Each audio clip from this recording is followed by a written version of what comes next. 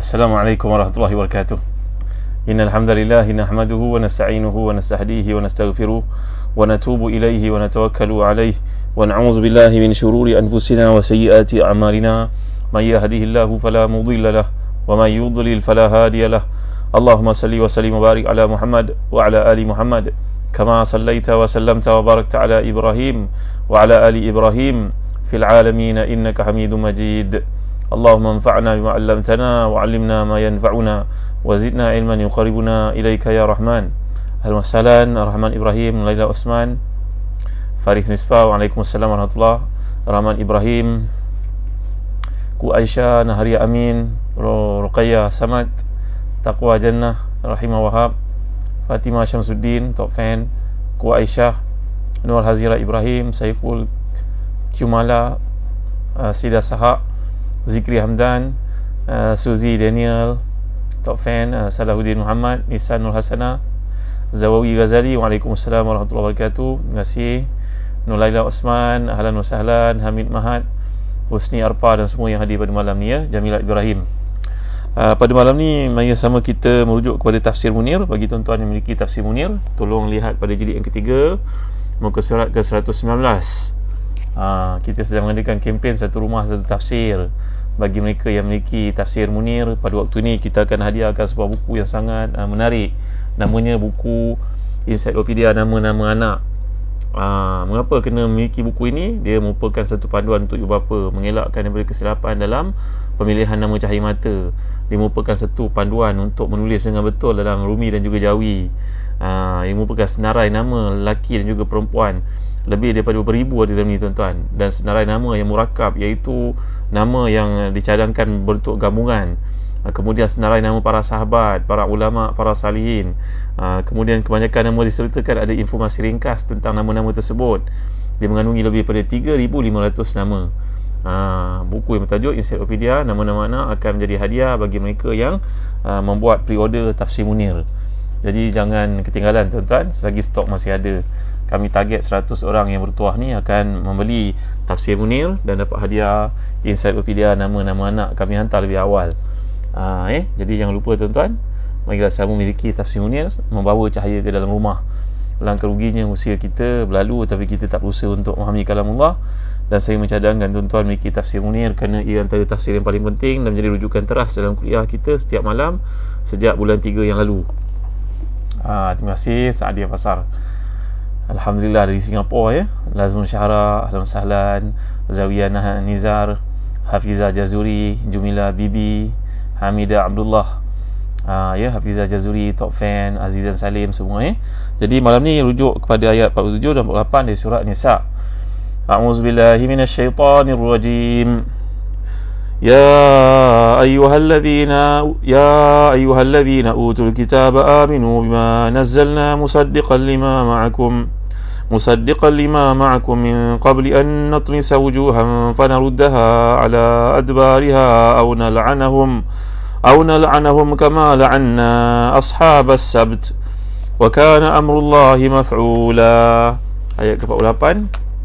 Inna Allah la yaghfiru an yushraka bihi wa yaghfiru ma duna dhalika liman yasha wa man yushrik billahi faqad iftara ithman 'azima. Sadaqallahul azim. Lihat Wahai orang yang telah diberi kitab, berimanlah kamu kepada apa yang telah kami turunkan, iaitu Al-Quran, yang membenarkan kitab yang ada pada kamu sebelum kami mengubah wajah-wajahmu lalu kami putar ke belakang, atau kami laknat mereka sebagaimana kami melaknat orang-orang yang membuat maksiat pada hari Sabtu, dan ketetapan Allah itu pasti berlaku. Sesungguhnya Allah tidak akan mengampuni dosa kerana mempersekutukannya, iaitu syirik, dan Dia mengampuni apa dosa yang selain syirik itu bagi siapa yang Dia kehendaki. Barang siapa yang mempersekutukan Allah, maka sesungguhnya dia telah berbuat dosa yang besar. Muslim-muslimat rahmati dan dikasihi. Jadi dalam kuliah semalam saya diceritakan tentang kebejatan penyimpangan dilakukan oleh ahlu kitab, khususnya Yahudi, yang mereka itu mendakwa merasakan yang mereka merupakan sya'bullahil mukhtar. Nahnu abna'ullahi wa ahibba'uh. Kami merupakan anak-anak Allah dan pilihannya, manusia pilihannya. Lalu Allah bertanya, Kalau begitu katamu falima yu'adzibukum bidzunubikum, mengapakah Allah mengazab kamu dengan sebab dosa-dosa kamu? Jadi puak-puak Yahudi ini menyangkakan bahawa mereka merupakan bangsa yang terpilih kerana ramainya di kalangan nabi-nabi diutuskan dari kalangan mereka. Jadi tuan-tuan dan hati dan dikasihi sekalian, dalam ayat ini menceritakan satu peringatan daripada Allah yang tempelak daripadanya, iaitu Allah mengingatkan, wahai orang yang diberikan Alkitab. Kalau kita belajar bahasa Arab, kita akan lihat ayat yang digunakan oleh Allah kat sini, versi ataupun laras yang digunakan oleh Allah dalam ayat ke-48 ini, ia seolah-olah menyebut tentang jauhnya mereka daripada apa yang diturunkan oleh Allah Subhanahu Wa Taala kepada kita. Jadi menggunakan seruan yang menandakan jauhnya posisi kedudukan mereka itu, seolah-olah Allah mengatakan, dan memang begitu yang Allah kehendaki, wahai orang yang telah diberi kitab, bukan hanya sebahagian, tapi diberi keseluruhan kitab, diberi panduan, kitab Taurat, Zabur, Injil, semua diperoleh oleh mereka, tapi mereka tidak beriman dengannya. Jadi orang yang diberi kitab ini secara keseluruhan, bukannya sebahagian. Berimanlah dengan apa yang kami turunkan sedikit demi sedikit, iaitu Al-Quran Al-Karim. Kalau kamu baca keseluruhan kitab-kitab yang kamu dakwa ada dalam simpanan kamu itu, tentu ia akan menjurus kamu untuk membawa kepada Al-Quran Al-Karim. Begitu yang dikehendaki oleh Allah Subhanahu Wa Taala. Jadi berimanlah secara benar dan sempurna sebelum kami mengubah muka-muka kamu. Jadi dalam ayat ini, kalau kita perhatikan kata para ulama tafsir, bila Allah menyatakan min qabli an natmisa wujuha, natmisa ni artinya, kalau kita belajar bahasa Arab, at-tamsu bererti menghilangkan, meluputkan. Jadi yang dimaksudkan di sini ada dua bentuk. Sama ada Allah pusingkan wajah itu jadi ke belakang, hidung, mata dan juga mulut itu dipusingkan ke bahagian belakang, dan salah satu tanda kiamat nanti, kalau kita melihat dalam hadis-hadis yang sahih, di antaranya ada satu tentera yang ingin menyerang kawasan Mekah dan juga Madinah, maka mereka ditenggelamkan oleh satu rekahan bumi. Nanti insya-Allah ada kesempatan nanti kita bincang perkara-perkara asyratus saah berkaitan dengan saah bila kita jumpa surah-surah yang berkenaan, tuan-tuan dimuliakan Allah sekalian. Jadi tentera tersebut akan ditenggelamkan oleh permukaan bumi, cuma tinggal dua saja, kepala tentera itu dan ekornya. Bahagian yang pertama, orang yang mula-mula dalam rombongan tentera yang besar itu, dan orang yang terakhir. Dan kedua-duanya akan diterbalikkan mukanya ke belakang, tuan-tuan. Kepalanya terpusing ke belakang. Bayangkan kalau wajah kita seperti ini, dada ke depan tapi muka menghadap ke belakang. Kepala itu, tengkuk itu dipiuhkan oleh Allah seperti itu, sehingga menyebabkan dia sukar untuk berjalan, tuan-tuan. Bayangkan nak berjalan ke depan, muka ke belakang. Kita memang tak dijadikan Allah boleh pusing 180 darjah. Kita hanya boleh pusing paling banyak 90 darjah, tuan-tuan dimuliakan Allah sekalian. Jadi dalam konteks saya ini menceritakan itu benar-benar akan berlaku di akhir zaman nanti kepada mereka yang derhaka dan degil. Manakala pandangan kedua yang mengatakan maksud kat sini adalah mereka akan dihukum oleh Allah SWT sehingga menyebabkan mereka menjadi tercampak ke belakang. Mereka terhina, seperti yang pernah saya kisahkan kepada tuan-tuan, pengusiran yang berlaku oleh Nabi SAW kepada Bani Qainuqa dan juga Bani Quraizah, ketika mereka telah pun mencemari, mencabuli perjanjian yang mereka menteraikan bersama Nabi SAW. Dan ayat berikut nanti saya akan kupaskan kepada tuan-tuan tentang bahaya syirik kepada Allah. Pernah tak ada kalangan sahabat Nabi yang musyrik, tuan-tuan, yang beriman kemudian jadi murtad? Pernah tak, tuan-tuan? Pernah dengar cerita ni tak, tuan-tuan? Jadi saya nak cerita pada tuan-tuan, tuan-tuan jangan ke mana-mana tahu. Saya akan cerita di hujung nanti bahaya syirik, komplikasinya, implikasinya, dan bagaimanakah pandangan para ulama dalam merawatnya. Apakah yang berlaku pada hayat Nabi SAW bila sahabat itu jadi orang terkenal, menulis Al-Quran, terlibat dalam perangan bersama Nabi, tiba-tiba dia murtad dan menyertai musuh Islam seperti Musailamatul Kazzab dan juga Al-Aswad Al-Ansi. Jadi kemudiannya bila Nabi membuka kota Mekah, Nabi telah buat isytiharan untuk dibunuh orang itu, tuan-tuan, tapi kerana Utsman bin Affan mempertahankannya. Bagaimana kisahnya nanti saya nak cerita kepada tuan-tuan. Bagaimana Islam mengembalikannya ke pangkal jalan, saya nak cerita selepas ini, tuan-tuan. Apakah doanya sehingga dia mati dalam husnul khatimah, saya akan cerita selepas ini. Izinkan saya untuk menerka ayat ni dulu, tuan-tuan, ya. Jadi jangan terburu-buru, jangan tergesa-gesa. Saya harap tuan-tuan menyertai saya sampai ke habisnya. Dan sebelum tu, tuan-tuan, saya menyampaikan pesanan penaja sekali lagi. Marilah sesiapa tuan-tuan gunakan Habatus Sauda, Birka Black Seed Oil ini yang telah pun dihasilkan di Telaga Biru, dan cara penggunaannya mudah saja, tuan-tuan. Dalamnya ada, kita boleh gunakan selama sebulan dan 60 biji. Kita gunakan 2 pagi, kita gunakan pada waktu pagi dan juga petang. Pagi ni lepas subuh, dan petang macam waktu macam ni, okey tuan-tuan, lepas makan malam. Lihat ni, ni dia. Inilah minyak Habatus Sauda yang telah pun dikapsulkan dengan halal gel yang dihalalkan menepati syarak penghasilannya. Alhamdulillah ramai orang yang mengalami sakit-sakit badan dan merawat sesama, mengelakkan kita mempunyai prebiotik dalam badan, antioksidan insya-Allah. Kerana Nabi adalah sebenar-benar manusia telah bersabda yang merupakan syifa, rawatan kepada semua penyakit melainkan kematian. Bismillahirrahmanirrahim.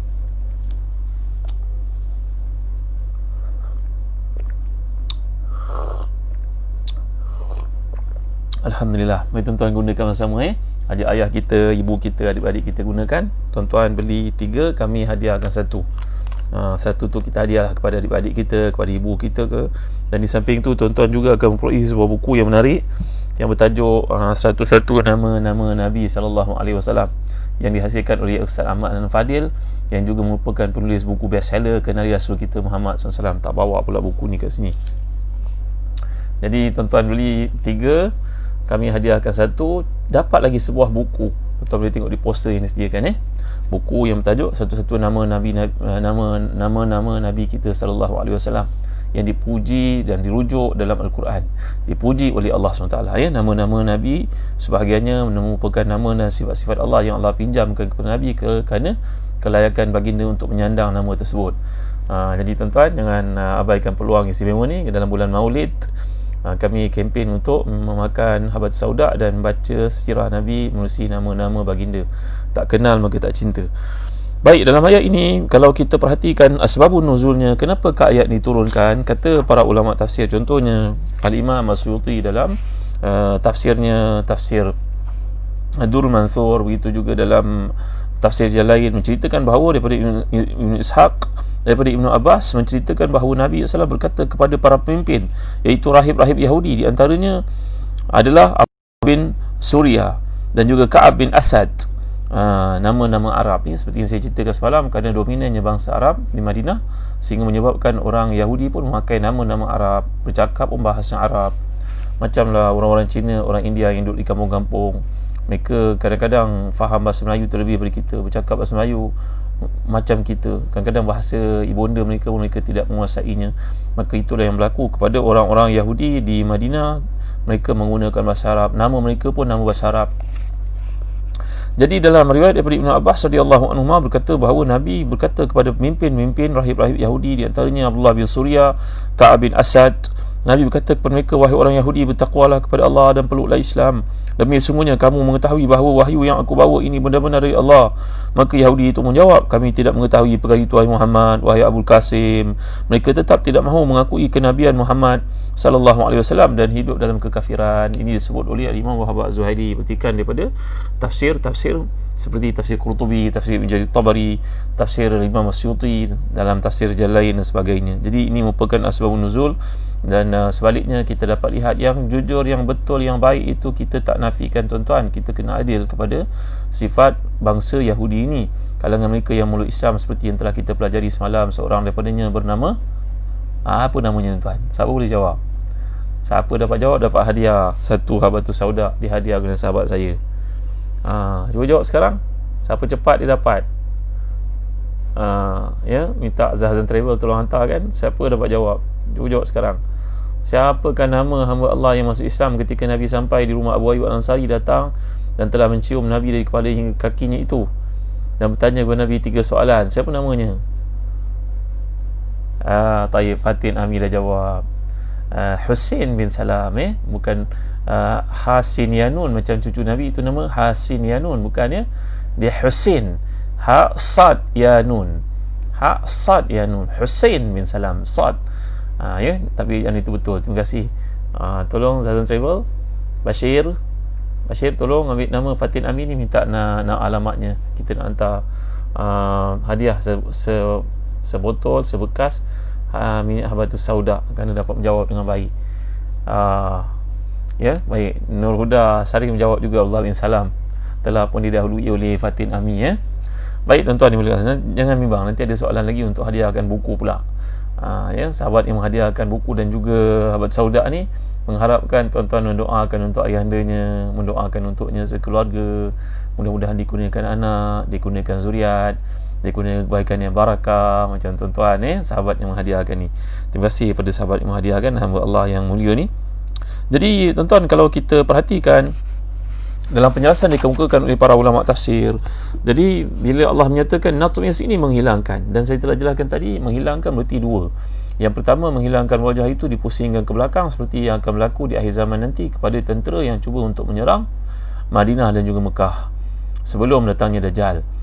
Dan yang kedua, maksud di sini ialah Allah menjadikan mereka terhina ke belakang, iaitu yang berlaku kepada Yahudi ketika mereka cuba untuk bersekongkol melakukan konspirasi terhadap Nabi dan umat Islam. Lalu perkara itu telah diberkas oleh Nabi selepas perang Ahzab, maka Nabi telah menghalau mereka keluar dari Khaybar, dan mereka telah dijatuhkan hukuman bunuh seperti yang telah kita pelajari. Yang lakinya dibunuh seperti keputusan dibuat oleh Sa'ad bin Mu'az.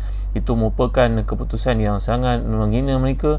Itu yang menunjukkan kepada mereka ni min qabli an natmisa wujuhan, kami telah pun menghina mereka. Maksud natmis ini dari sudut majazinya, dari sudut bukan hakikatnya, yang merujuk pada satu penghinaan yang berlaku dan ia telah berlaku dan terus akan berlaku sampai ke hari kiamat, seperti yang kita pelajari dalam hadis-hadis sahih, berlaku kepada golongan Yahudi tatkala mereka berusaha untuk memadam cahaya Allah Subhanahu Wa Taala. Jadi tuan-tuan dimuliakan Allah sekalian, wujuh ini jamak daripada wajah. Jadi maksudnya adalah menghilangkan, menebalikkan ke belakang seperti yang telah saya jelaskan tadi, ataupun Allah menghilangkan telinga, mata dan hidung. Ibnu Abbas mengatakan bahawa dimaksudkan di situ adalah membutakannya, dan mungkin juga dimaksudkan sebagai satu penghinaan kerana mereka menentang Islam dan melakukan konspirasi terhadap Islam, lalu Allah telah menghina mereka seperti dinyatakan kat sini.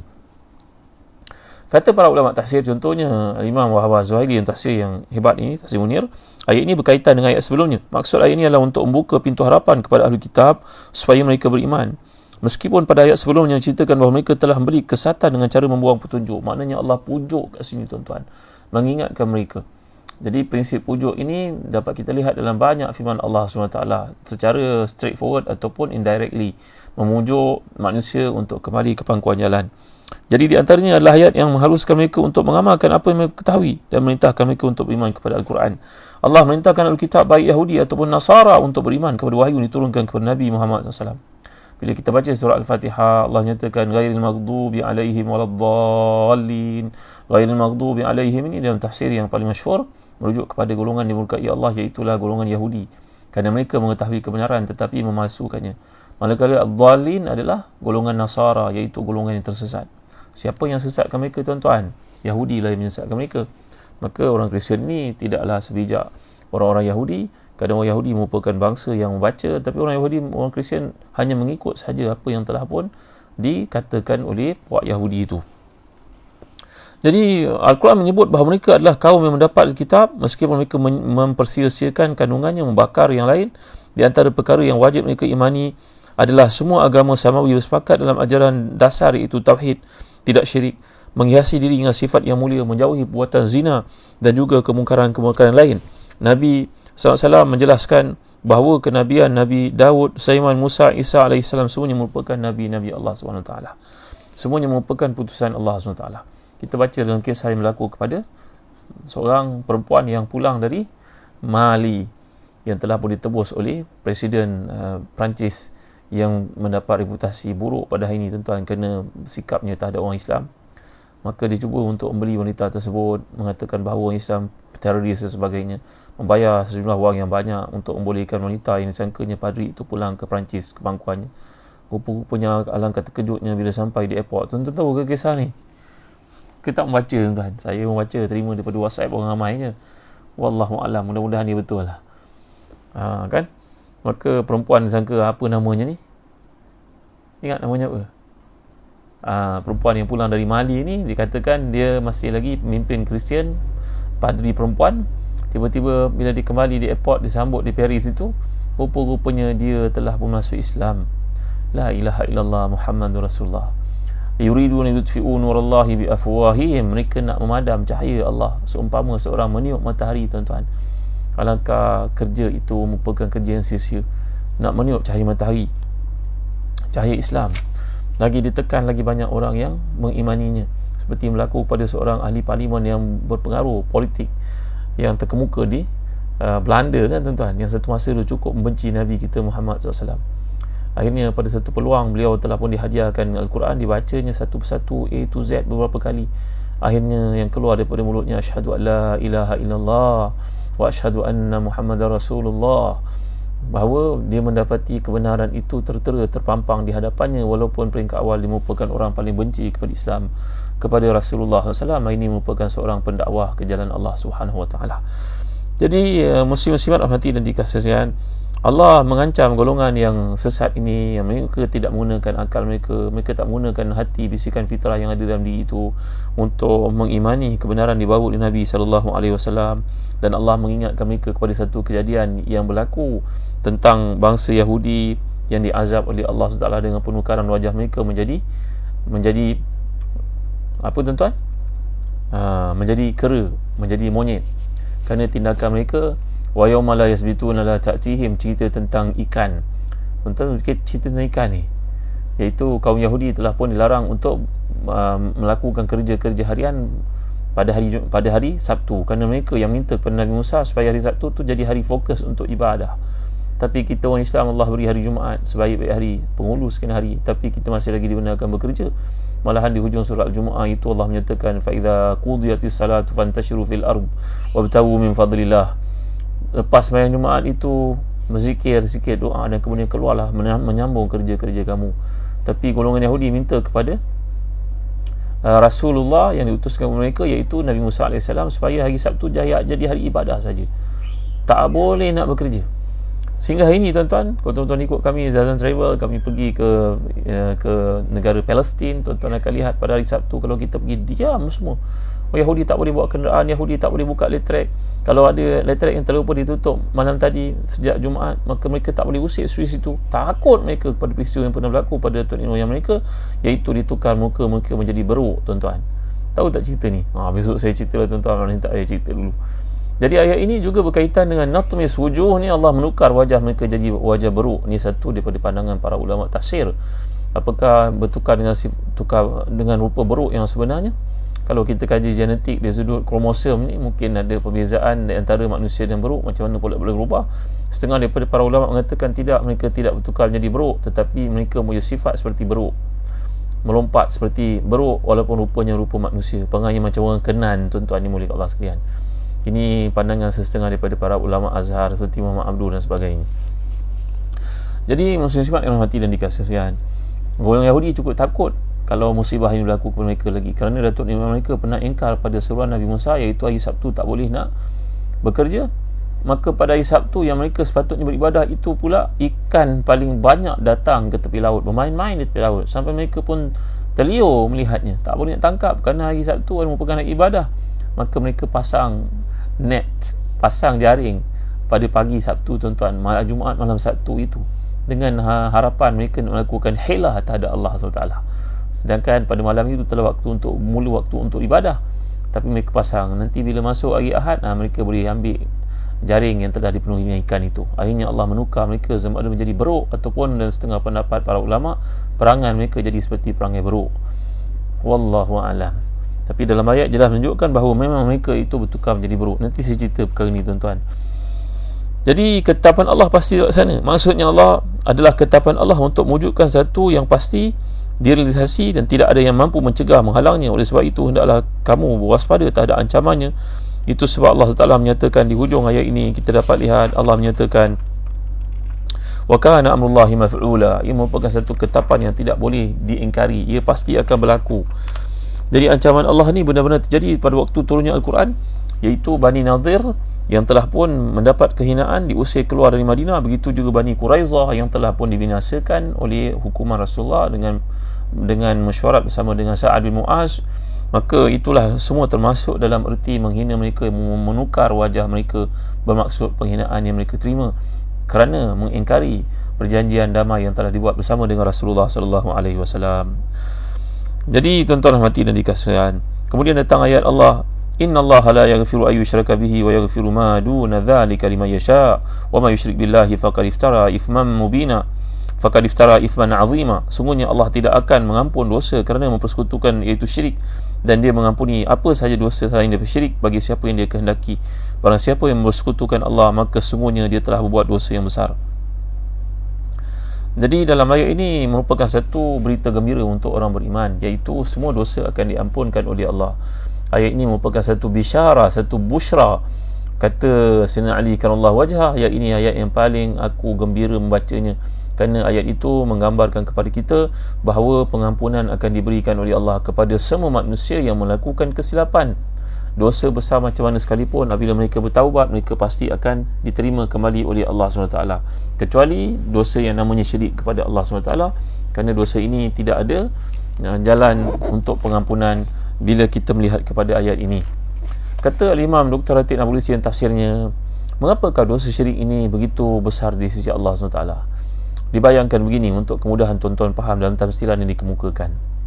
Dalam arahan yang kita terima, kita kena pergi ke Kota Baru, tempat namanya Kota Baru, menaiki kereta api. Di Kota Baru nanti kamu kena sampai waktu sekian-sekian, kerana semua orang akan menerima wang BRIM. Contohlah tuan-tuan, orang semua akan terima wang sebanyak 100,000 seorang. Tuan-tuan, dengan syarat mesti pergi ke 100,000 sikit sangat, ramai orang ada 100,000, tak apalah, katalah 100 juta. Nak tuan-tuan? Tak nak? Banyak duit tuan-tuan, 1 juta, 7 keturunan boleh hidup tuan-tuan, tak perlu bekerja dah, simpan je duit yang tabung haji. Maka dijanji kepada dia satu jumlah yang besar, dengan syarat kamu menaiki kereta api sampai pada waktu sekian-sekian, aku akan beri pada kamu 100 juta. Ini tamsilan untuk faham, kata Dr. Ratib Nabulusi. Maka seseorang itu pun beri tiket kereta api, dia pun naik kereta api, dia beri tiket kereta api kelas 1, tapi oleh kerana dia silap ternaik pula kelas 2. Naik pula kelas 2 tuan-tuan, dia patut duduk di tempat sekian-sekian, dia pergi duduk tempat yang lain pula, dan di duduk tempat itu makanan tumpah pula di atas mejanya dan kena pakaian orang lain. Berapa banyak kesalahan dia buat tuan-tuan. Naik gerabak salah, duduk tempat orang, bergaduh dengan orang, tumpahkan makanan dekat bajunya sendiri yang kena pula pada orang. Tak boleh tidur malam kerana bising kat gerabak itu, orang semua bersembang. Bukan kelas 1, dia silap tuan-tuan ni. Tak apalah, akhirnya sampai juga ke Kota Baru, sampai pada waktu yang ditetapkan. Dapat tak 100 juta tu tuan-tuan, walaupun bajunya kotor, kena marah, bergaduh mungkin dalam kereta api itu. Faham tak tamsilan ni tuan-tuan? Faham? Inilah manusia punya hakikat. Dia nak menuju kepada Allah, tapi dalam kehidupannya macam-macam maksiat dia buat.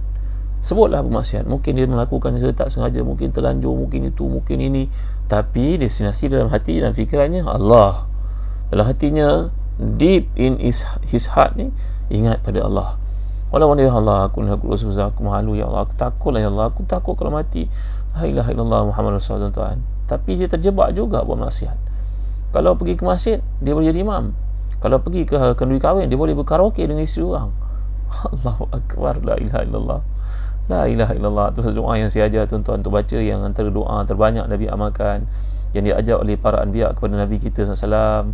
Allahumma inni as'aluka fi'lal khairat wa tarkal munkarat wa hubbal masakin wa anta ghafirli wa tarhamani wa idza aradta biqaumin fitnatan fatawaffani ghairu maftun. Allahumma inni as'aluka hubbaka wa hubba man yuhibbuk wa hubba amalin yuqarribuni ila hubbik. Ingat tak doa ni? Ya Allah, aku minta padamu kekuatan melakukan taat, kekuatan untuk meninggalkan maksiat. Ampunilah aku, rahmatilah aku. Kalau engkau kehendaki fitnah itu berlaku dalam bab agama, matikan aku dalam keadaan selamat daripada fitnah tersebut. Ya Allah, aku mohon padamu cinta padamu, cinta pada orang mencintaimu, cinta pada amalan-amalan menyebabkan aku cinta padamu. Ini 8 perkara kita minta kepada Allah SWT, yang Nabi anjurkan kita untuk baca, kerana ia merupakan ilham yang diterima oleh baginda daripada doa-doa Nabi-Nabi sekaliannya, wahyu yang Allah berikan kepada baginda SAW. Doa ini satu kebenaran, kebaikan untuk kita amalkan tuan-tuan, kerana iman ini kadang-kadang menyebabkan kita tergelincir melakukan perkara-perkara yang ditegah dalam syarak. Kata Imam Ghazali, orang melakukan ketaatan, tiba-tiba buat maksiat, bertaubat, lama buat balik maksiat itu. Kata Imam Ghazali, ia umpama penyakit yang berlaku pada seseorang. Memanglah dia tak mahu penyakit. Siapa nak penyakit tuan-tuan? Kita kena sesama pun, kena flu, satu badan sakit, kita jumpa dengan doktor yang baik hati itu tak pernah pula kata pada kita, fulan, kan ke tahun lepas aku kata dengan kau jangan buat begini, kenapa engkau buat? Sekarang kau kena, padan muka engkau. Ada tak doktor cakap macam tu tuan-tuan? Doktor Aziz Ayub pernah cakap tak pada pasien macam tu? Tak pernah kan?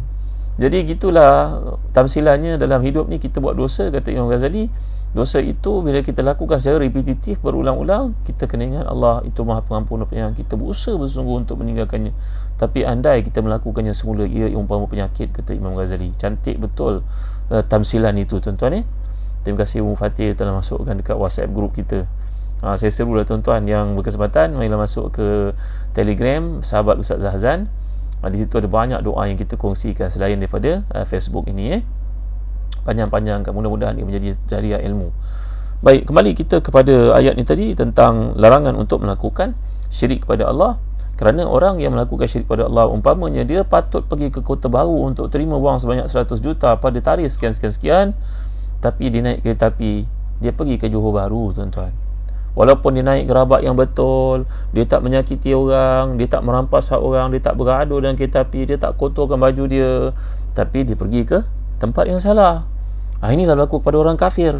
Perangainya baik, tak menipu, berniaga betul, tak menyakiti orang, hidupnya tertib, tak mengalah dengan orang kadang-kadang bila bersisih, tapi dia pergi tempat yang salah tuan-tuan. Dia pergi destinasi, orang suruh pergi ke utara, dia pergi ke selatan, maka tidak bermanfaat segala kebaikan yang dibuat itu. Ia hanya memberi manfaat di dunia sahaja. Di dunia dia samalah naik kereta api baik, tak bergaduh dengan orang, dapat duduk tempat yang betul, tapi semua itu tak dikira oleh Allah kerana destinasinya salah. Dan mengapakah Allah tidak mengampunkan dosa orang melakukan syirik ni tuan-tuan? Cuba tuan-tuan kaitkan dalam kehidupan kita.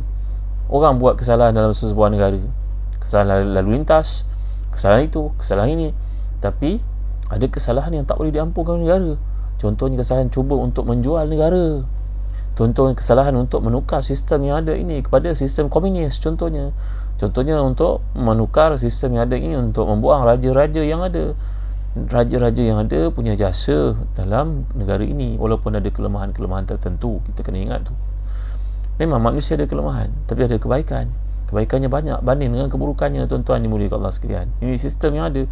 Jadi kalau seseorang cuba untuk mengubah sistem yang ada, apakah hukuman yang paling layak untuknya? Dia patut dibuang negara, patut dipenjarakan seumur hidup. Begitu hukuman berat kepada orang yang melanggar nizam, sistem yang sedia ada tuan-tuan dimuliakan Allah sekalian. Maka kembali kita kepada tamsilan ni, kata Dr. Atik Nabulsi, itulah sebabnya bila seseorang melakukan syirik kepada Allah, maka perkara itu merupakan satu benda yang telah cross line tuan-tuan. Dia telah cross border, dia telah lepas sempadan, dia telah melanggar ketetapan yang Allah letakkan. Jadi sepatutnya kita draw line dalam kehidupan ini. Jangan seseorang berani untuk melepasinya. Jangan lepas line ini.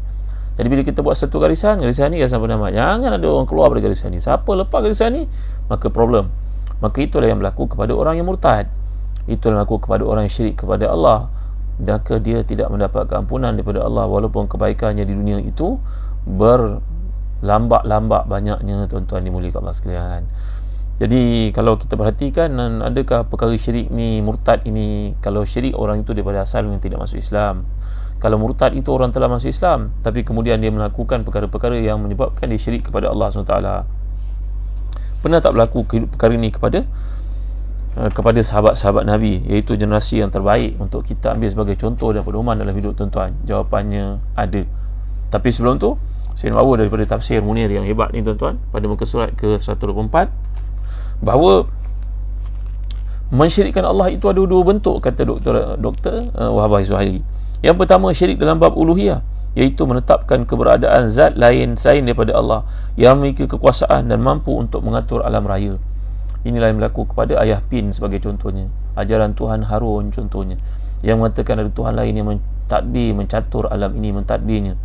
Jadi yang kedua, syirik dalam bab rububiyah, iaitu meyakini bahawa selain Allah, manusia juga berkuasa untuk menetapkan syariat dan keterangan hukum hakam, halal haram tanpa wahyu. Ini yang berlaku kepada golongan Yahudi dan juga Nasara. Seperti mana datang seorang Kristian kepada Nabi namanya Tamim Ad-Dari, yang pada masa itu Nabi SAW telah berkata kepadanya bahawa kamu ini telah menjadikan rahib-rahib kamu, padri-padri kamu sebagai itakhazu rubanahum arbaba min dunillah. Mereka telah mengambil padri-padri itu menjadi Tuhan selain daripada Allah. Mereka mengatakan kepada Nabi, Tamim ini kami tak pernah buat begitu wahai Muhammad. Nabi telah menyatakan bahawa maksud menjadikan sebagai Tuhan itu adalah itakhazu ahbarahum wa rubanahum arbaba min dunillah, menjadikan padi-padi sebagai Tuhan kerana mendengar katanya menghalalkan yang haram diikuti, mendengar kata-katanya mengharamkan yang halal diikuti, dipatuhi. Itu menunjukkan mereka telah melakukan satu perkara yang mensyariatkan perkara bercanggah dengan ketetapan Allah. Maka itu juga tanda ibadah kamu kepadanya, sabda Nabi SAW kepada orang ini, dan akhirnya dia masuk Islam. Jadi muslim-muslim hati dan dikasihkan, bentuk syirik ini ada dua cara seperti yang telah nyatakan tadi, merasakan ada satu yang mentadbir dunia ini selain daripada Allah. Dan yang kedua, menjadikan hukum hakam manusia itu diikuti dan dibatalkan apa yang Allah tetapkan. Kalau kita lihat dalam kehidupan para sahabat, ada seorang yang pernah masuk Islam dan memiliki peranan yang besar dalam Islam hingga menjadi seorang penulis Quran, min katabatil wahyi, antara orang yang tulis wahyu. Tapi hidayah ni milik Allah, tuan-tuan. Innaka la tahdi man ahbabta walakin Allah yahdi man yasha. Semua hidayah itu milik Allah. Seorang ayah kena usahakan hidayah itu berkalan dalam hidup anaknya. Kena doa, kena selalu, kena bangun malam selalu, kena baca Quran dan ingatkan anak-anak untuk baca Quran. Tuan-tuan, waktu PKP ni apa pengisian untuk anak-anak, tuan-tuan? Alangkah baiknya kalau setiap kita amalkan prinsip begini, ya. Saya cuba amalkan, tuan-tuan. Mari kita cuba amalkan perkara ni. Kalau boleh buat lebih baik daripada itu, lebih baguslah. Taklifkan diri setiap orang untuk baca 10 muka surat satu hari daripada Al-Quran. Ayah baca, ibu baca, anak sulung baca, anak nombor 2 baca, nombor 3 semua baca 10 muka surat. 2 muka surat satu waktu sembahyang. Menjelang malam lepas isyak, si ayah tengok mana ibu punya yang baca, dah baca sampai mana 10 muka surat. Hari ni katalah berapa Rabiul Awal pada hari ni, yang telah baca sepatutnya baca daripada muka surat 10 hingga muka surat 20, seperti kita tetapkan sebelum ni. Nanti ayah tanda tangan kat muka surat 20 dan anak sulung tanda tangan pada Quran ibu itu pada muka surat ke-20, menandakan ibu baca. Ibu pula muhasabah ayah, mana abang punya, tengok tanda tangan. Anak bongsu tanda tangan. Kita cross begitulah, tuan-tuan. Jadi dua orang menjadi yang approvekan bacaan orang tersebut, yang proof, yang menyokong bacaan tersebut. Cuba buat, tuan-tuan. Dengan harapan 3 bulan kita duduk, kita khatam Quran. 3 bulan kita khatam Quran. Kata Imam Suyuti dan kitabnya Al-Itqan, para sahabat ni mutafawitun fi khitamihimul Quran, dalam keadaan mereka mengkhatam Quran. Ada yang 3 hari sekali khatam Quran, tapi bukan mudah untuk buat begitu, tuan-tuan. Kita pun banyak kerja lain. Kata Al-Imam An-Nawawi dalam Majmu' memahami perkara ini sebenarnya ia bergantung kepada individu. Ada orang alim lebih penting baginya untuk memahami Al-Quran menerang kepada orang ramai. Orang yang tidak alim, mereka pun patutnya punya masa banyak untuk khatam Quran. Ada sahabat baca khatam Quran sebulan sekali, ada 3 bulan sekali, ada seminggu sekali, ada 3 hari sekali, ada 10 hari sekali, ada khatam setiap hari. Bergantung kepada keimanan masing-masing, tuan-tuan. Kita tak boleh nak melabelkan orang, kerana setiap orang tu punya komitmen, tanggungjawab. Apapun kita cuba untuk mengajak supaya iman dalam diri subur dan iman ini tidak rosak, tuan-tuan. Jadi peristiwa yang berlaku dalam kehidupan Nabi seperti disebut oleh Imam Ibn Hajar dalam Al-Isabah. Sahabat namanya Abdullah bin Sa'ad bin Abi Sarah. Beliau ni adalah adik-beradik susu dengan Sayyidina Uthman bin Affan radhiyallahu an. Beliau masuk Islam. Kemudian beliau pernah menjadi penulis wahyu Rasulullah sallallahu alaihi wasallam. Tapi seperti yang telah digambarkan tadi, tuan-tuan, tiba-tiba dia tersilap dalam menulis satu ayat Quran. Diceritakan cerita ni wallahu a'lam betul atau tidak. Kata para ulama hadis, cerita tersebut ditolak. Maka oleh kerana kesalnya dia terhadap kesilapan tersebut membawa dia kepada terasa hati dan dia murtad, tuan-tuan. Dan dia pernah terlibat bersama dengan Musailamatul Kadzab, Al-Aswad Ansi, menyokong gerakan-gerakan anti-Islam ini, padahal satu masa merupakan orang penting dalam Islam, tuan-tuan. Ketika berlaku pembukaan kota Mekah, Allahu Akbar, pembukaan kota Mekah, maka Nabi telah mengisytiharkan dia salah seorang daripada yang wajib dibunuh, walaupun walau kanu muta'alliqina bi jidaril Ka'bah. Walaupun seseorang daripada yang 10 yang Nabi tetapkan itu, yang nak dibunuh itu, kalau mereka berselindung di balik tirai Kaabah pun, kelambu Kaabah pun, hendaklah dibunuh.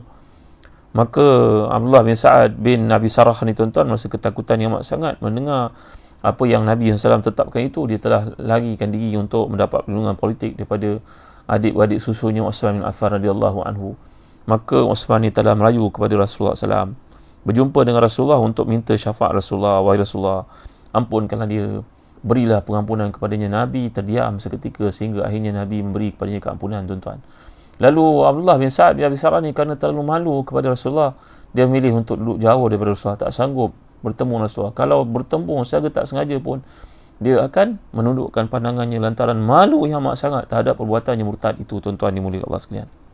Kata para ulama, contohnya Ibn Jarir Tabari dan juga para mufassir yang lain, Allah menurunkan ayat, wa man adzalam mimman iftara 'ala Allahi kadhiban aw qala uhiya ilayya wa lam yuha ilayhi syai'.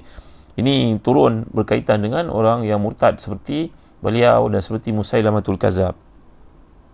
Akhirnya bila tahun ke-8 Hijrah berlaku pembukaan kota Mekah ni, Uthman bin Affan radhiyallahu anhu telah pun menyelamatkannya, merayu kepada Rasulullah untuk pengampunan baginya, walaupun Nabi telah buat keputusan untuk dia dibunuh. Akhirnya Rasulullah SAW pun lembut hati, Rasulullah menerima kembali keislamannya, tuan-tuan dimuliakan Allah sekalian. Maka وهكذا عاد عبد الله بن أبي سرح إلى مجتمع الإسلام بعد توبته فكان لا يظهر وجهه للرسول ويفر منه وإذا قابله صدفة يسلم عليه ولا يضع عينه في عين رسول خجلا من فعله. Ini Abdullah bin Sa'ad bin Abi Sarah ni, oleh kerana dia menjadi sangat malu di atas perbuatannya, walaupun Rasulullah telah mengampunkannya. Setiap kali nampak Rasulullah, dia akan melarikan diri. Kalau terserempak pun dia bagi salam dan tundukkan wajahnya setunduk-tunduknya, kerana malu dengan apa yang berlaku di pihaknya, tuan-tuan dimuliakan sekalian. Lalu kemudian bila dia merasa kesedihan dan juga penyesalan yang melampau itu, Rasulullah SAW telah berkata kepadanya, al-Islam yajubu ma qablahu, wahai Sa'ad, wahai Abdullah bin Sa'ad, Allah mengampunkan kau, dan sungguhnya Islam menghapuskan semua kesilapan-kesilapan waktu dulu. Walaupun kau pernah Islam, kau murtad, tapi semuanya diampunkan oleh Allah SWT. Jadi kemudian Abdullah ni telah menyertai banyak pembukaan dalam Islam, tuan-tuan, lepas wafatnya Rasulullah SAW dengan bersungguh-sungguh. Pada zaman Umar Khattab radhiyallahu anhu, Sayyidina Umar telah melantiknya untuk menjadi gubernur di Sa'id, makna menunjukkan bahawa kebenaran dan kesungguhannya untuk kembali memperbaiki dirinya, tuan-tuan. Jadi dalam kes ini saya nak buat sedikit kesimpulan kata para ulama. Bila kita melihat orang tersilap jalan, tuan-tuan, la takun aunan li syaitani akhika, tolonglah jangan jadi pembantu syaitan untuk makin mengkaramkan saudaramu yang tersilap itu. Kita ni manusia, kita bukan nabi, tuan-tuan. Maka ada kalangan kita ni yang bila orang itu baik kemudian bertukar jadi jahat, orang lain ataupun menjadi sesat ataupun menjadi fasik, maka cuba kita lihat di keliling kita, ramai orang akan memburukkan lagi keadaan untuk menambah lagi, tuan-tuan. Mubarak orang sedang menggoreng, menambah lagi minyak bawangnya, goreng lagi supaya keadaan jadi buruk. Sepatutnya kita berusaha untuk mengembalikan orang itu kepada Islam, kepada kebaikan, seperti yang berlaku kepada Sayyidina Uthman bin Affan. Bila lihat Abdullah bin Sa'ad bin Abi Sarah ini, adik-beradik susunya akan dijatuhkan hukuman bunuh oleh Nabi, maka beliau bersungguh memberikan syafaat kepadanya, berjumpa dengan Rasulullah, pujuk Rasulullah, berjanji dia akan jadi gerentor kepada Abdullah bin Sa'ad bin Abi Sarah ni, tuan-tuan. Maka begitulah kita dalam kehidupan ni, tuan-tuan. Orang keliling kita ni bukan maksum, mereka bukan Nabi. Maka nak ceritakan kehebatan Sa'ad bin Abi Sarah ni, diceritakan ketika berlakunya peperangan Zatis Sawari, ketika beliau memimpin tentera, beliau berjaya menenggelamkan lebih 900 kapal orang Kristian, tuan-tuan. Subhanallah, masya-Allah, tabaraka wa ta'ala. Pada zaman Sayyidina Uthman bin Affan radhiyallahu an, beliau telah pun memimpin tentera untuk membuka Afrika pada tahun 27, pada tahun ke-27 dan juga tahun 31 Hijrah, 33 Hijrah, sehingga pembukaan itu sampai ke Tunus, tuan-tuan. Sampai ke Tunis, tuan-tuan. Kata Lais bin Sa'ad, kana Abdullah bin Sa'ad walian li Umar ala Sa'id, summa wallahu Uthman Misr kullaha. Pada zaman Umar Khattab radhiyallahu anhu, cerita orang murtad tadi yang kembali kepada Islam dan menjadi baik keadaannya, iaitu Abdullah bin Sa'ad bin Abi Sarah, seorang sahabat Nabi ini. Pada zaman Umar Khattab telah melantiknya menjadi gubernur di Sa'id. Sa'id satu bahagian daripada Mesir. Bila datang Uthman telah memberi keseluruhan Mesir itu di bawahnya kerana keadilan, kehebatannya. Wa kana mahmudan, dia seorang yang sangat mulia. Tuan-tuan yang hati dan dikasihan. Jadi dalam kisah yang dikemukakan ini, akhirnya bila berlaku fitnah selepas kematian Uthman bin Affan radhiyallahu an, maka Abdullah bin Sa'ad bin Abi Sarah ni telah pun keluar pergi ke Asqalan di Palestin, tuan-tuan ya. Pergi ke Asqalan di Palestin. Tuan-tuan ikut kami di Design Travel, saya bawa ke tempat ini, tempat Ibnu Hajar Al-Asqalani, tempat Imam Syafi'i punya asal di situ, tuan-tuan. Dekat Palestin. Nanti kalau suasana Covid dapat dirawat, ada vaksin, mudah-mudahan kita semua selamat, tuan-tuan ikut kami Zahra Travel pergi ke Palestin. Saya tunjuk, tuan-tuan, tempat Imam Syafi'i, asal-usul Imam Syafi'i, tempat matinya Abdullah bin Abi Sarah.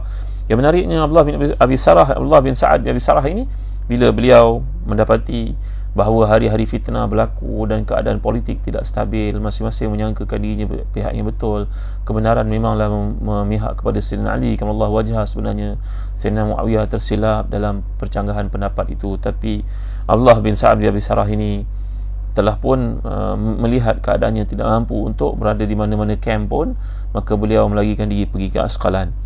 Tuan-tuan dimuliakan Allah sekalian, Lalu Sayyidina Abdullah bin Sa'ad bin Abi Sarah ni telah berdoa, ada satu doa penting tu ni. Doanya beliau berkata, Allahumma ja'al khatimata amali salat al-fajr. Wahai Tuhan, pada waktu itu dia tahajud dan dia melihat keadaan fitnah berlaku menimpa umat Islam, ketidakstabilan yang berlaku dan pergaduhan, perselisihan yang berlaku, maka beliau berdoa kepada Allah, ya Allah, aku dulu melakukan kesilapan, aku bertaubat diterima oleh Nabi-Mu, dan aku telah menyertai banyak pemukaan Islam sehingga di badanku penuh dengan kesan-kesan pedang dan sebagainya. Wahai Tuhan, aku rasa hidup aku setakat ini saja cukuplah memadai, maka jadikanlah akhir hidupku dalam sembahyang subuh. Doanya setiap malam ketika tahajud, tuan-tuan, minta mati ketika sedang salat subuh. Dan pada subuh itu beliau menjadi imam dan baca suratul Fatihah, dan baca pada rakaat pertama surah Al-Fatihah, surah Al-Adiyat, dan pada rakaat kedua membaca surah Al-Fatihah diikuti dengan satu surah yang lain, tidak dinyatakan sini, tuan-tuan. Maka dia pun bagi salam, dan ketika bagi salam itu Allah pun mencabut rohnya, ajalnya pun sampai. Kita dalam hidup ni kadang-kadang, tuan-tuan, penjelasan dari para ulama terhadap peristiwa ini, kita doalah kepada Allah supaya mati kita dalam mati yang baik, tuan. Doa antara yang paling banyak Nabi amalkan, Allahumma ajurni fi musibati, Allahumma ahsin aqibati, Allahumma ahsin aqibati fil umuri kulliha wa ajirni min khizyi dunya wa azabil akhirah. Allahumma ahsin aqibatana fil umuri kulliha wa ajirna min khizyi dunya wa azabil akhirah. Allahumma ahsin aqibatana fil umuri kulliha wa ajirna min khizyi dunya wa azabil akhirah.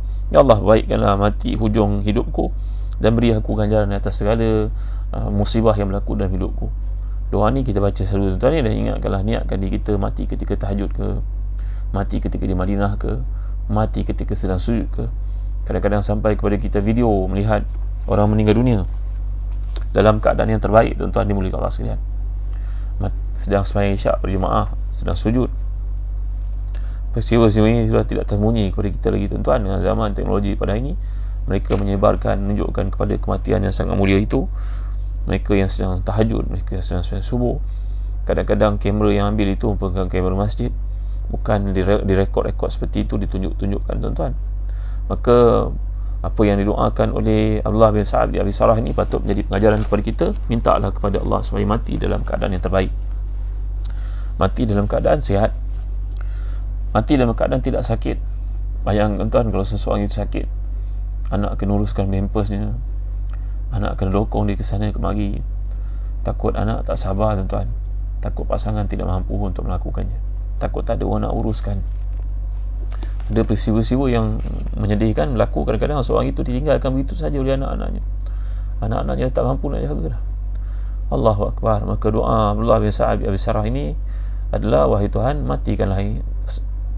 jadikanlah kematianku dalam sembahyang subuh. Maka Allah memakbulkannya, dan itu adalah satu bukti bahawa Allah telah menerima taubatnya. Walaupun dia melakukan kesilapan, maka kata para ulama, walaupun mereka melakukan kesilapan sekalipun murtad dan syirik, dia naklah bertaubat kepada Allah dengan sebenar-benarnya, kerana Allah Maha Pengampun dan Maha Penyayang. Maka ayat ini dan peristiwa yang direkodkan dalam hadis ini menjadi satu bukti bahawa Allah mengampunkan dosa semua orang walaupun dia melakukan syirik kepada Allah, dengan syarat bersungguh-sungguh dalam taubatnya. Jadi, tuan-tuan yang dimuliakan Allah sekalian, saya terlupa untuk mengemukakan soalan yang kedua atau permintaan sahabat saya ni. Tadi saya bagi soalan pertama telah dijawab, kan?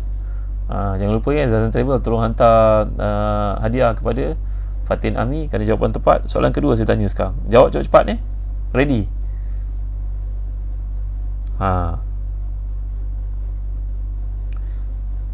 Okey, ready? Saya tanya soalan kedua. Saya bagi hadiah buku satu-satu nama Nabi kita Muhammad SAW. Siapakah sahabat yang paling bertuah kerana Nabi telah pun menumpang di rumahnya selama 7 bulan? 1, 2, 3, 4, 5, 6, 7, 8, 9. Siapa boleh jawab? Siapakah sahabat yang bertuah yang Nabi telah pun duduk unta Nabi di hadapan rumahnya, maka Nabi menumpang di rumahnya selama, Alhamdulillah, nampaknya Fatimah Syamsuddin dapat jawab. Tapi jawapan itu kurang tepat. Jawapan Nisanul Hasanah, Abu Ayyub Al-Ansari. Terima kasih Nisanul Hasanah, tahniah Abu Ayyub Al-Ansari. Jangan lupa Zazan Travel tolong hantar buku ni kepada Fatimah Syamsuddin. Tolong bagikan alamat lengkap kepada yang pin number di bawah ini, WhatsApp group yang ada di bawah ni. Tolong bagi, kami nak hantar buku. Terima kasih kepada sahabat yang telah menjawab dengan tepat. Yang belum jawab, Abdullah bin Sa'ad bin Abi Sarah, bukan.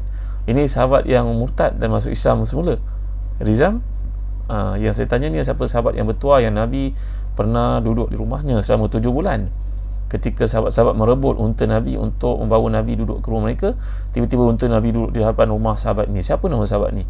Nampaknya Nisanul Hasanah telah jawab dengan tepat, Abu Ayyub Al-Ansari. Nanti kita buat kuis lagi dan hadiah-hadiah menarik menunggu, insya-Allah.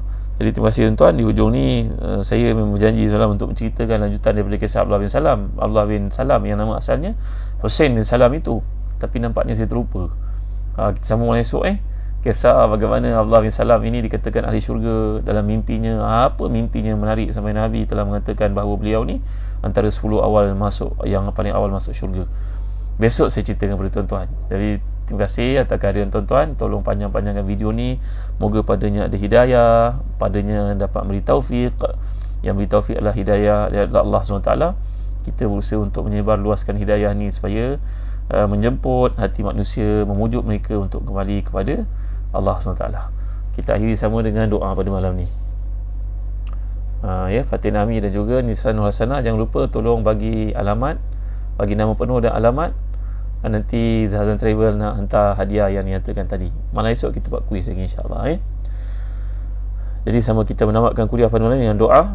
Alhamdulillah Rabbil Alamin, wassalatu wassalamu ala asyrafil anbiya'i wal mursalin, sayyidina Muhammadin wa ala alihi wa sahbihi ajma'in. Allahumma ighfir lana dhunubana wa israfana fi amrina wa sabbit aqdamana wa ansurna 'alal qaumil kafirin. Allahumma inna nas'aluka fi'lal khairat wa tarkal munkarat wa hubbal masakin wa an taghfira lana wa tarhamana wa idza aradta biqaumin fitnatan fatawaffana ilayka ghayra maftunin. Allahumma inna nas'aluka hubbaka wa hubba man yuhibbuk wa hubba 'amalin yuqarribuna ila hubbik. Ya Allah, ya Tuhan kami mohon kepadamu kekuatan untuk melakukan taat, kekuatan untuk meninggalkan maksiat, dan rahmatilah kami, kasihanilah kami. Ya Allah, kalau Engkau mengkehendaki satu fitnah menimpa umat ini, maka selamatkan kami dari fitnah tersebut. Wahai Tuhan kami mohon kepadamu cinta padamu, cinta pada orang mencintaimu, cinta pada segala amalan dekatkan diri kami kepadamu, wahai Tuhan. Allahumma kfina bihalalika an haramik wa aghnina bifadlika amman siwak. Ya Allah, ya Tuhan kami, cukupkan kami dengan yang halal dari menagih yang haram. Jadikan kami bergantung kepadamu secara mutlak, bukannya kepada makhluk-makhlukmu. Rabbana la tuzigh qulubana ba'da idh hadaitana wa hab lana min ladunka rahmatan innaka antal wahhab. Ya Allah, ya Tuhan kami, janganlah Engkau pesongkan hati ini sebab Engkau beri hidayah kepadanya untuk mencari, mengikuti, menghayati, mengamalkan kebenaran. Wahai Tuhan, sungguhnya Engkau amat luas pemberian-Mu. Allahumma rabbana la tu'akhizna in nasina wa akhtana, rabbana wa la tahmil alaina isran kama hamaltahu 'alal ladzina min qablina. Rabbana wa la tuhammilna ma la taqata lana bih wa'fu 'anna waghfir lana warhamna anta maulana fansurna 'alal qaumil kafirin. Ya Allah, ya Tuhan kami, yang Kau kira kami pada kelemahan kami, janganlah Kau pikulkan ke atas kami beban-beban yang pernah dipikulkan ke atas orang sebelum kami, lalu mereka tersungkur dibuatnya, wahai Tuhan. Ya Allah, ya Tuhan kami, janganlah Kau pikul ke atas kami perkara yang tak mampu kami untuk membawanya. Rabbana atina fid dunya hasanah wa fil akhirati hasanah wa qina azaban nar. Ya Allah, beri pada kami kebaikan di dunia, beri pada kami kebaikan di akhirat, selamatkan kami dari neraka jahannam. Wa sallallahu ala sayyidina Muhammad wa ala alihi wa sahbihi wa sallam. Alhamdulillahirabbil alamin. Taqabbalallahu minna wa minkum.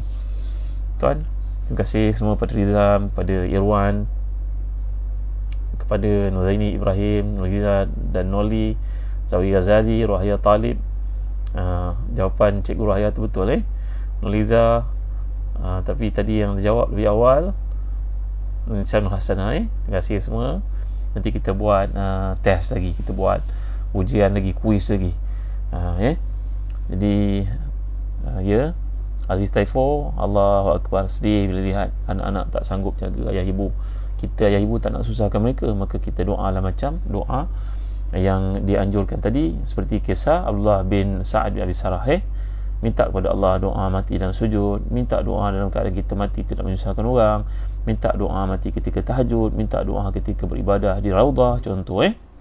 Jangan malam esok saya akan ajar satu doa lagi, doa supaya kita minta kepada Allah andai kematian itu lebih baik, maka matikan kita dalam keadaan terbaik. InsyaAllah esok saya ajar doa dan saya akan cerita lagi tentang Abdullah bin Salam, bagaimanakah nikmat yang Allah beri kepadanya hingga Nabi memastikan kedudukannya dalam syurga.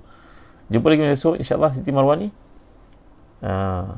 Magda Umran, Ida Idayu, Nur Faiza, Abdul Karim, Wazuki, Ruhanida, Fauzia, Fauzi Abbas, Hajah Hamidah, Zul Ikhwan, Asmarani, Sauda Yahya, Nur Hazika, Sofia Abdul Kadir, Cikgu Yusof. Allah ramai, saya tak sempat nak sebut nama sebenarnya. Gi Kaluk, lama tak datang Gi Kaluk.